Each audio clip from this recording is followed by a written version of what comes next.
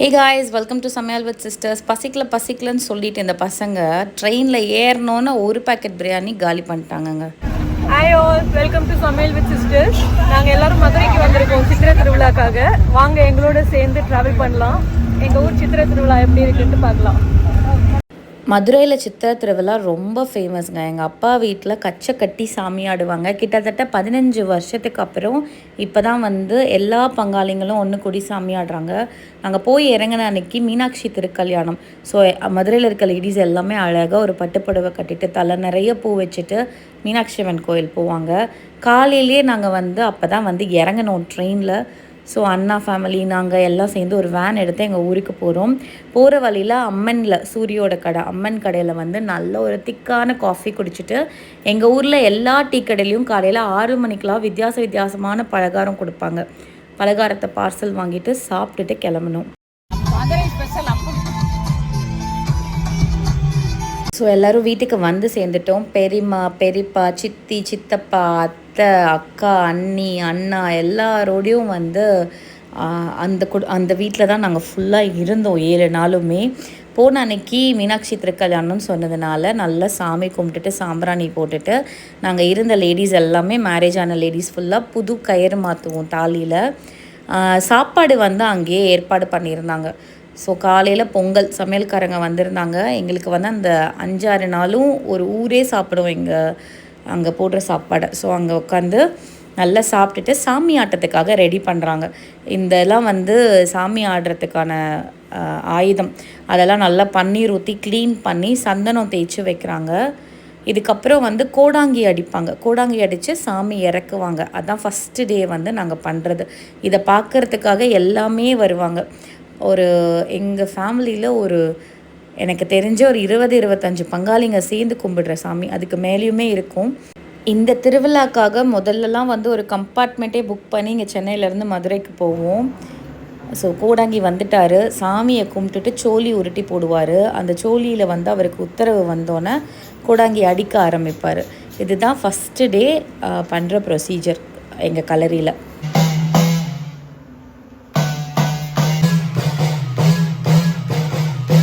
சாமியை வர்ணித்து பாட அங்கே இருக்கிறவங்க எல்லாத்துக்கும் சாமி வரும். எல்லாருமே சாமி ஆடிங்கெல்லாம் காப்பு கட்டி விரதம் இருந்தாங்க. அமாவாசையிலேருந்து கலரி வர அன்ன வரைக்கும் விரதம் இருப்பாங்க.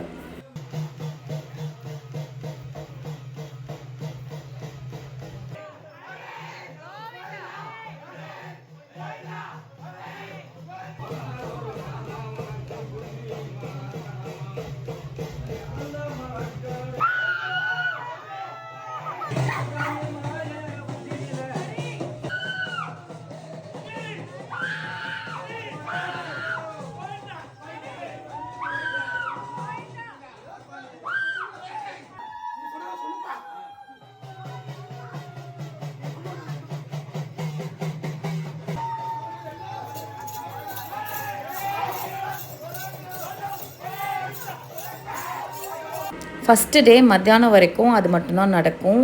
சாமி இறக்குவாங்க. அதுக்கப்புறம் கிட்டத்தட்ட மத்தியானம் ஆகிடும். நைட்டை சாப்பிட்டுட்டு தூங்கிடுவோம். விடிய காலையில் 4:30 மணிக்கெல்லாம் ஸ்பீக்கரில் பாட்டு போட்டு எழுப்பிடுவாங்க. ஊரே எழுந்திரிச்சிடும். அதுக்கப்புறம் திருப்பி அதே மாதிரி எல்லோரும் குளிச்சுட்டு கிளம்பி 6-6:30 மணிக்கெல்லாம் சாமி ஆட்டம் ஆரம்பிச்சிடுவாங்க. அன்னைக்கு காலையில் எல்லாத்துக்குமே பூரி. ஸோ நான் இந்த ஷூட் எடுக்கும் போது 6:30 அப்போவே இட்லி, அந்த பூரிக்கு உருட்டுறது எல்லாமே ரெடி ஆகிடுச்சு. இன்றைக்கி மோளம் அடிக்கிறவங்க வருவாங்க. காலையிலே பசுமாட்டு பால் எடுத்துகிட்டு வருவாங்க. நம்ம எவ்வளோ வேணுமோ வாங்கிக்கலாம். ஸோ ஆல்ரெடி பால், காஃபி எல்லாமே சமையல்காரங்க போடுறாங்க. நாங்கள் எக்ஸ்ட்ராவாக சும்மா வீட்டில் ஒரு 11-12:30 மணிக்கு தேவைப்பட்ட வாங்கணுன்னு வாங்கியிருந்தோம். பால் தோட்டத்துலேருந்து வருது. ஒரு 200 மில்லி பால் 10 ரூபா. ஹாய் பெரியம்மா. காலையிலே குளிச்சுட்டு நாமம் போட்டுட்டு சாமி ரூமை லைட்டாக க்ளீன் பண்ணிவிட்டு சாம்பிராணி போட்டுடுவாங்க. அங்கே இருக்கிற எல்லா லேடிஸ்க்கும் பூவு, மாலை எல்லாம் வெளியே சொல்லி வந்துடும்.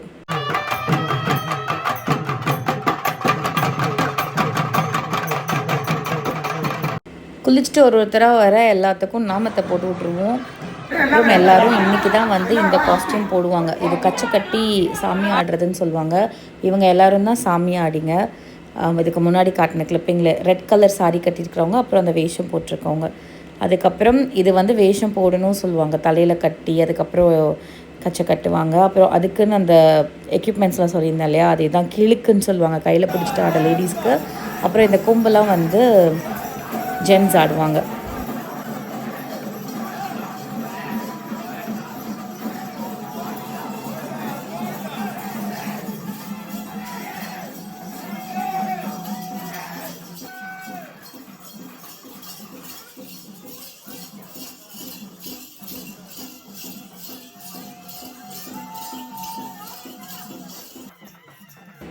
இது வந்து செகண்ட் டே காலையில் வீட்டுக்குள்ளே சாமி கும்பிட்டுட்டு சாமி ஆடிட்டு வெளியே இருக்கிற எல்லா கோயிலுக்கும் போவாங்க. அய்யனார் கோயில், பிள்ளையார் கோயில், அப்புறம் ஊருக்கு நடுவில் ஒரு கோயில் இருக்குது. எல்லார் கோயிலுக்கும் போயிட்டு வருவோம். அதுதான் வந்து இந்த கிளிப்பிங்ஸ்லலாம் பார்ப்பீங்க.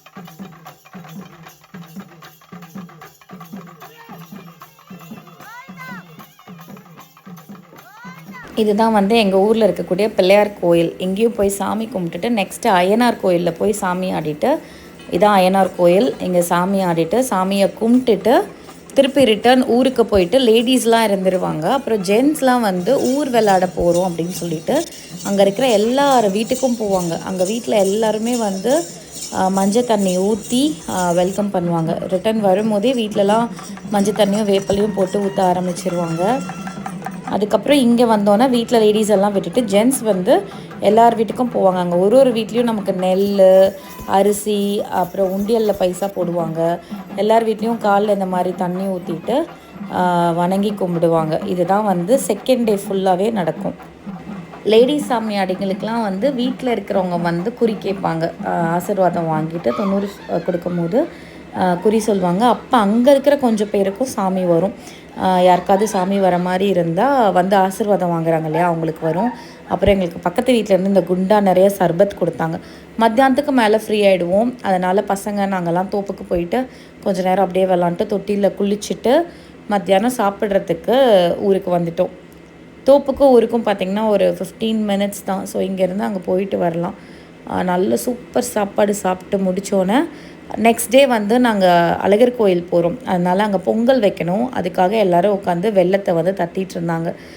கிட்டத்தட்ட ஒரு நிறைய பெரிய பானையில் பொங்கல் வைப்பாங்க, அதுக்காக எடுத்துகிட்டு இருந்தாங்க. இன்னொரு பக்கம் நிறைய பேர் வந்துட்டு போயிட்டு இருப்பாங்க. நம்மளுக்கு எல்லா சாமியாடிங்களுக்கும் 90 வாங்குவாங்க. சாமிக்கு ஒரு நாள் ஒரு பாவாடை போட்டு அழகாக பூ அலங்காரம் போட்டு ஜொலிப்பாங்க சாமி. இது வந்து 3rd டே. ஸோ அவ்வளோதான். அதுக்கப்புறம் எனக்கு டைம் கிடைக்கல கிளிப்பிங் எடுக்கிறதுக்கு. 3rd டே பார்த்திங்கன்னா சம்மந்தக்காரங்கன்னு சொல்கிறாங்கல்ல, அவங்க எல்லாம் வந்து துண்டு போட்டு வேஷ்டி கொடுத்து புடவை சாத்தி மரியாதை பண்ணுவாங்க. அதே மாதிரி சம்மந்தக்காரங்களுக்கும் மாலை போடுவாங்க. நான், அக்கா, அப்புறம் இன்னொரு அக்கா சேர்ந்து எல்லாத்துக்கும் துண்டு, புடவை, வேஷ்டி வாங்கி மாமா, என் ஹஸ்பண்ட், இன்னொரு சோம்சம்மா 3 பேரும் வந்து எல்லாத்துக்கும் போட்டோம். அதே மாதிரி புடவை நான், அக்கா, கவிதா அக்கா 3 பேரும் சேர்ந்து எல்லாத்துக்கும் புடவை சாத்தணும்.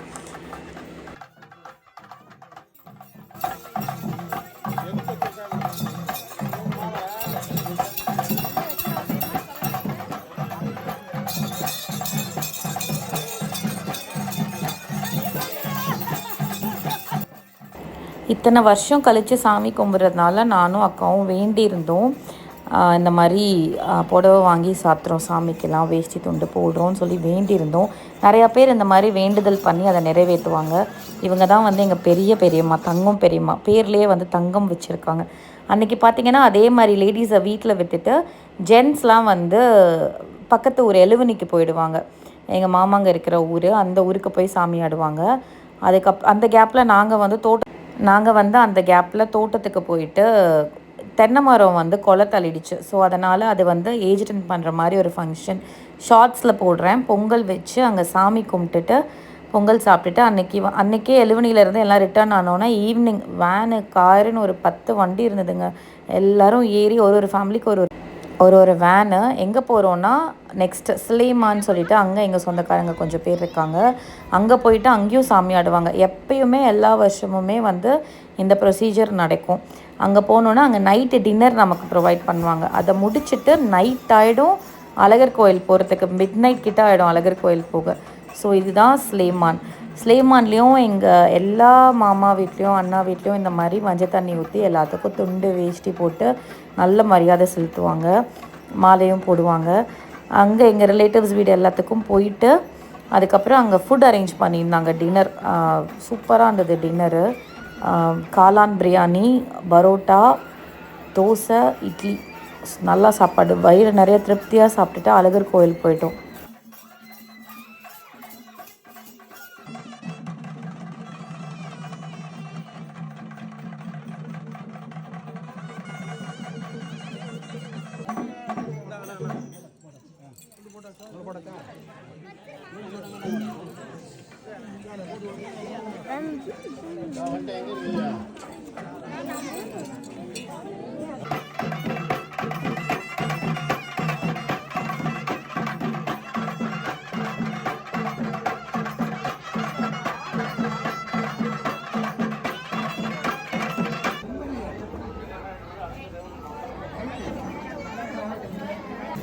அழகர் கோயில் ரீச் ஆகிறப்ப கிட்டத்தட்ட 11 ஆகிடுச்சு. 11:30 ஆகிடுச்சு. அங்கே வந்து மலைக்கு மேலே ஏறுவோம். அதாவது ரீச் ஆனதுக்கப்புறம் உள்ளே போய் 18ஆம் படி சாமிக்கிட்ட சாமி ஆடிட்டு மலை மேலே ஏறி தீர்த்தம் கொண்டு வந்து கீழே சக்கரை பொங்கல் வைப்போம். இதுதான் வந்து ஐதீகம். அன்றைக்கி என்ன ஆச்சுன்னா ரொம்ப ஓவர் க்ரௌடாக இருக்கிறதுனால 11:30க்கு மேலே போலீஸ் அலோவ் பண்ணல. ஸோ வெரி ஏர்லி மார்னிங் 2 மணிக்கு உள்ளே விட்டாங்க. இது வந்து 18ஆம் படி கருப்பண்ண சாமி. இங்கேயும் ஒரு சாமி ஆடுவாங்க. இங்கே தான் வந்து எல்லா ஊருக்காரங்களும் யார் யாரெல்லாம் கச்சு கட்டி ஆடுறாங்களோ அவங்க எல்லாருமே வந்து அன்றைக்கி முன்னாடி நாள் தீர்த்தம் ஆடி தீர்த்தம் எடுத்துகிட்டு கீழே வந்து பொங்கல் வைப்பாங்க. பொங்கல் வச்சு முடித்ததுக்கப்புறமா கெடா வெட்டுவாங்க.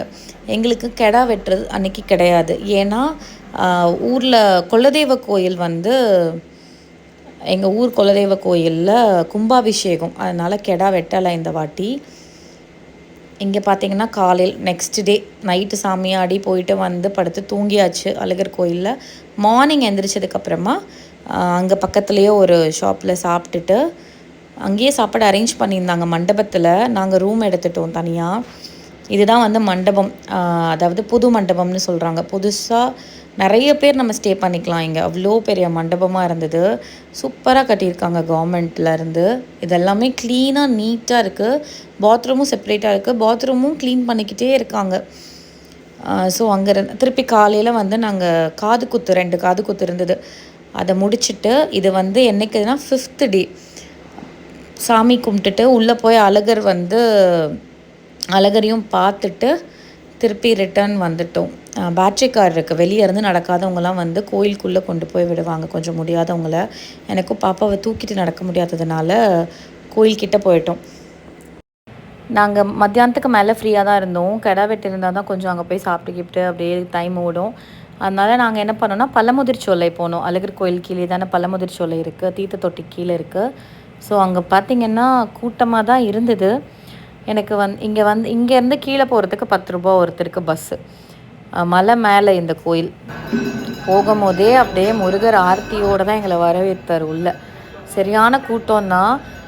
100 rupees டிக்கெட் இருக்குது, 500 rupees டிக்கெட் இருக்குது. அது எடுத்தோன்னா கொஞ்சம் கிட்ட போய் காட்டுவாங்க. ஸோ 100 rupees டிக்கெட் எடுத்துகிட்டு கொஞ்சம் க்யூவில் நிற்காமல் முன்னாடி போயாச்சு. அன்றைக்கி இன்னொரு special mother's day. So mothers டேன்றதுனால நம்மளுக்கு இருக்கிற மதர்ஸை செலிப்ரேட் பண்ணிக்கே ஆகணும்ல கண்டிப்பாக. அதனால் அண்ணா பையன் வந்து கேக் வாங்கிட்டு வந்திருந்தாப்புல. ஸோ வச்சு எல்லோரும் சூப்பராக செலிப்ரேட் பண்ணிட்டோம்.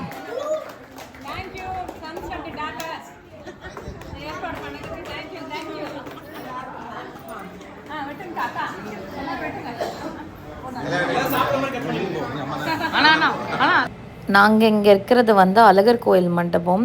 இப்போ இங்கேருந்து நாங்கள் மதுரைக்கு போனோம். ஏன்னா மதுரையிலையும் ஒரு மண்டபம் பிடிச்சிருக்காங்க. அடுத்த நாள் வந்து அழகர் ஆற்றுல இறங்குறது மதுரையில். ஸோ இங்கே எல்லா செலிப்ரேஷனையும் முடிச்சுட்டு இங்கே வேன் வச்சு மதுரைக்கு கிளம்பிட்டோம். மதுரைக்கு போகிற வழியிலேயே ஒரு இடத்துல பயங்கர கூட்டம். இந்த சீமான் அம்பலம் இந்த மாதிரி அங்கங்கே ஷெட்டு கட்டி வச்சுருப்பாங்க. அங்கே தான் வந்து சாமி இருப்பார். ஸோ முதல் நாள் வந்து பல்லக்கிலேருந்து கிளம்புவார். எதிர் சேவை சொல்லுவாங்க. பல்லக்கில் தூக்கிட்டு போவாங்க சாமியை. ஆற்றுல அழகர் இறங்கும் போது வந்து குதிரையில் இறங்குவார். அன்றைக்கே வந்து சூப்பராக தர்ஷன் கொடுத்தாரு. எங்கே பார்த்தாலும் ரெக்கார்டு பாட்டுன்னு அப்படியே மதுரையே வந்து ஒரு திருவிழா கணக்கில் இருக்கும். கூட்டத்தை பாருங்கள். நாங்கள் பாலத்துக்கு மேலே இருந்து பார்த்தோம். அழகரை நல்லா பார்த்துட்டு துவாரகா பேலஸ் போயிட்டோம். அங்கே தான் ஸ்டே பண்ணியிருந்தோம். அங்கேயே பக்கத்தில் வந்து சூப்பரான ஒரு ஸ்நாக்ஸ் கடை இருந்தது. சூப்பராக ஸ்நாக்ஸ் வாங்கி சாப்பிட்டாச்சு. நாங்கள் வந்து மதுரையில் நல்ல ஸ்நாக்ஸ் சாப்பிட்றோம்.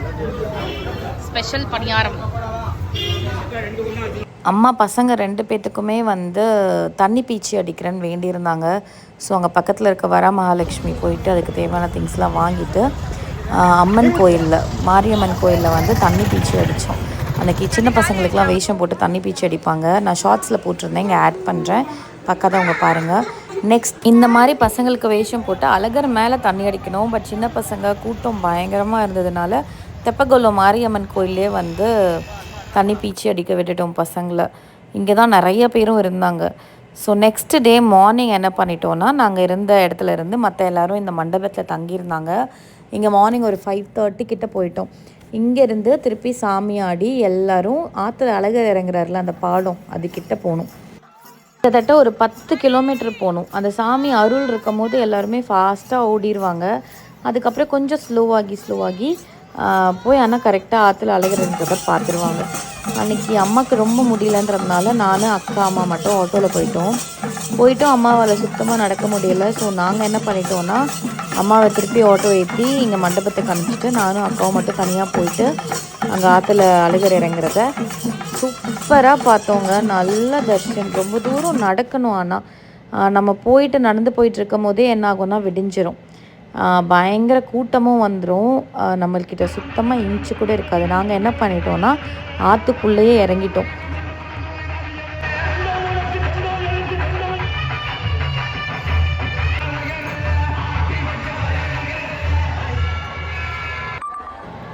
இந்த பாலத்துக்குள்ளே இறங்கி அழகர் ஆற்றுல இறங்குறத ஒழுங்காக பார்க்க முடியல. பட் மேலே ஏறி வந்தார்ல அப்போ சூப்பராக பார்த்தோம். அதுக்கப்புறம் கடகடன்னு ஓடி போய் அவர் வர இடத்துல அங்கே ஒரு மண்டபம் கட்டியிருந்தாங்க, அங்கே தான் நிற்பாருன்னு தெரியும்.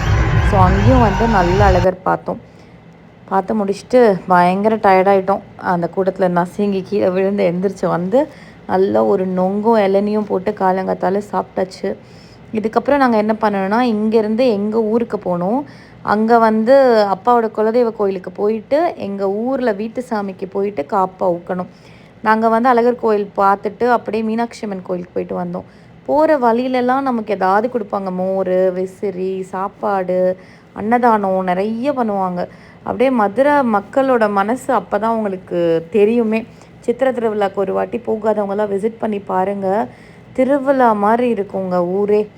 எல்லாருமே செலிப்ரேட் பண்ணுவாங்க. முஸ்லிம்ஸ் வீடு கூட வருவாங்க அழகரை பார்க்குறதுக்கு. ஜாதி மதம் இனம் வேறுபாடு இன்றி கும்பிடுற ஒரு விசேஷம் ஊரில். ஊர் திருவிழாவாக கொண்டாடுவாங்க அதை. எங்கள் குலதெய்வ கோயிலுக்கு வந்துட்டோம். வந்து 2 பானையில் பொங்கல் வச்சுட்டு அங்கே சாமியாடிட்டு திருப்பி எங்கள் ஊருக்கு போயிட்டு அங்கே காப்பை கலட்டணும். இதுதான் வந்து எங்களோட 7 நாள் திருவிழா. இதுக்கப்புறமும் பார்த்திங்கன்னா அழகர் ஒரு நாள் ஒரு வாகனத்தில் வந்து காட்சி அளிப்பார். ஒரு மண்டபமாக ஸ்டே பண்ணி போவார். பட் ஆல்ரெடி 7 நாளே ரொம்ப பெரிய டியூரேஷன். இந்த வீடியோ ஃபுல்லாகவே பார்த்துருப்பீங்க. எத்தனை பேர், எவ்வளோ ஆளுங்க, எவ்வளோ ஃபுட்டு. ஸோ இதெல்லாம் அரேஞ்ச் பண்ண எங்கள் சித்தப்பா, பெரியப்பா, அண்ணாங்க எல்லாத்துக்குமே வந்து ரொம்ப பெரிய சல்யூட்டுங்க. ஒரு 10 பேரை வச்சு ஃபங்க்ஷன் பண்ணுறதே எவ்வளோ கஷ்டம்னு தெரியும். இத்தனை பேரையும் ஒன்றா சேர்த்து பண்ணுறது ரொம்ப பெரிய போச்சு. நல்லா போச்சு. நீங்கள் தான் சொல்லணும், திருவிழா எப்படி போச்சு? திருவிழா வந்து மேலே ஏறணும், தீர்த்து ஆடணும், நடுராத்திரி ஒன்றுமே தெரியலை. கிட்டத்தட்ட நல்ல பையன் பார்த்தோம். வந்து குங்குமம் பார்க்கணும். எல்லாத்துக்குமே வந்து பயங்கர டயர்டு. அன்றைக்கி ஃபுல்லாக அலைச்சல் தான். ஸோ நைட்டு வந்து கடைசி வேலையாக உண்டியல் எண்ணணும். உண்டியலில் எவ்வளோ காசு வந்திருக்குன்னு உண்டியல் கலெக்ஷன் எண்ணிட்டு இருந்தோம். எல்லோரும் ஒன்றா உட்காந்து சிரித்து பேசி அந்த 7 நாளுமே ரொம்ப ஃபாஸ்ட்டாக ஓடிடுச்சு எங்களுக்கு டைமு. ஒரு நாள் கூட டைம் போகலையே அப்படி இல்லவே இல்லை. அவ்வளோ சொந்த பந்தங்கள் நிறைஞ்சு அந்த வீடு ஃபுல்லாகவே மகிழ்ச்சி மட்டும்தான் இருந்தது. ஸோ எங்கள் ஃபேமிலி இது தாங்க. நாங்கள் இப்படி தான் எல்லாருமே வந்து ஒன்றா இருந்தாலும் ஒன்றா இருப்போம். சண்டை போட்டாலும் திருப்பி சேர்ந்துருவோம். அந்த மாதிரி ஒரு ஃபேமிலி தான். ஸோ இந்த மாதிரி ஒரு குடும்பத்தில் நாங்கள்லாம் இருக்கிறது நாங்கள் ஒரு பெரிய பிளெஸ்ஸிங்காக நினைக்கிறோம். ஸோ நல்லபடியாக குலதெய்வத்தை கும்பிட்டுட்டு 7 நாளும் எப்படி போச்சுன்னு கூட தெரியாமல் ரொம்ப ஜாலியாக சந்தோஷமாக ஒரு மன கஷ்டமும் இல்லாமல் சாமியை நல்லா கும்பிட்டுட்டு நல்லபடியாக வீட்டுக்கு வந்துட்டோம். ஸோ இதுதான் வந்து எங்கள் சித்திரை திருவிழாவோட 7 நாள் கதை. எப்படி இருந்ததுன்னு கமெண்ட் பண்ணுங்கள். அண்ட் ஒரு ரிலீஜியனும் ஒரு மாதிரி சாமி கும்பிடுவாங்க. ஸோ இதுக்கான எந்த ஒரு நெகட்டிவ் கமெண்ட்ஸும் தயவு செஞ்சு வேண்டாம். ஒன்லி பாசிட்டிவாக கமெண்ட் பண்ணுறதா இருந்தால் எனக்கு கமெண்ட் கொடுங்க.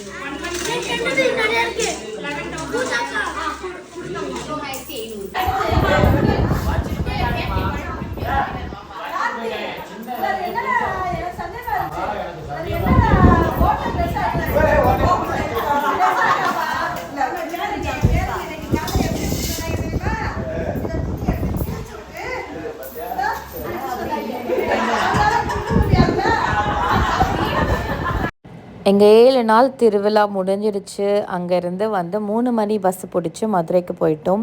ஸோ இந்த vlog ரொம்ப என்ஜாய் பண்ணியிருப்பீங்கன்னு நினைக்கிறேன். Thank you so much for taking your time. இவ்வளோ நேரம் எடுத்து என் vlog-ஐ பார்த்ததுக்கு ரொம்ப தேங்க்ஸ். மறக்காமல் நம்ம சேனலை ஃபார் மோர் வீடியோஸ் சப்ஸ்கிரைப் பண்ணிக்கோங்க.